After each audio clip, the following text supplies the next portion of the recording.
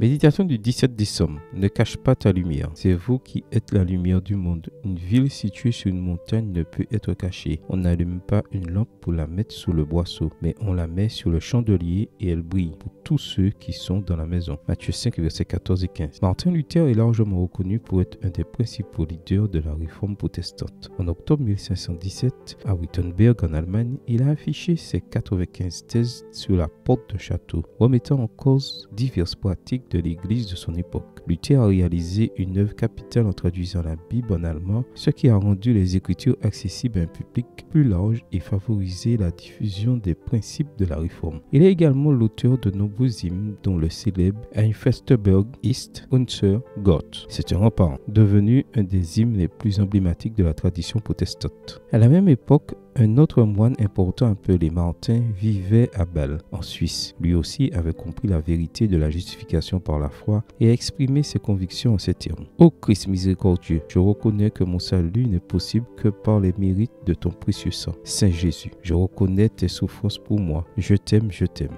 Cependant, Martin de Bâle a décidé de garder cet hommage à Jésus pour lui et l'a placé derrière une pierre sur le mur de sa cellule. Il a fallu attendre près de 100 ans pour que l'ancien monastère soit démoli et que cet écrit soit découvert. Lequel de ces deux personnages connais-tu? Peut-être Martin Luther, mais pas Martin de Bâle. Pourquoi? Parce que Luther était prêt à proclamer ouvertement ses convictions, même au péril de sa vie, alors que Martin de Bâle a choisi de garder le silence sur ses convictions. Toi et moi sommes la lumière du monde. Voir Matthieu 5, versets 14 à 16. Croire en Jésus et l'aimer en secret ne suffisent pas. Nous devons aussi partager son amour et sa vérité avec les autres. C'est alors que nous pourrons influencer de façon positive notre génération et glorifier Dieu dans nos vies. Nous avons des vérités bibliques à proclamer. Le jugement, la seconde venue, le sabbat, la justification par la foi. Quel genre de chrétien veux-tu être? Un chrétien qui cache sa foi ou un chrétien qui proclame? Prends la décision d'être une lumière pour ceux qui sont dans les ténèbres. Amen. Bonne journée à toi et que le Seigneur te bénisse.